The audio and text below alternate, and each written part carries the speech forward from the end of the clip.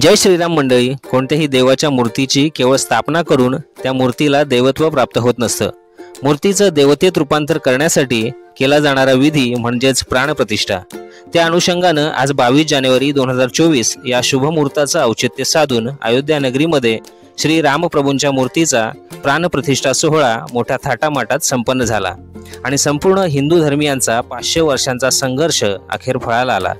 त्याचंच एक प्रतीक म्हणून आमच्या भालवडी गावच्या हनुमान मंदिरामध्ये संपूर्ण ग्रामस्थांच्या माध्यमातून एक भव्यदिव्य असा दीप महोत्सव साजरा करण्यात आला.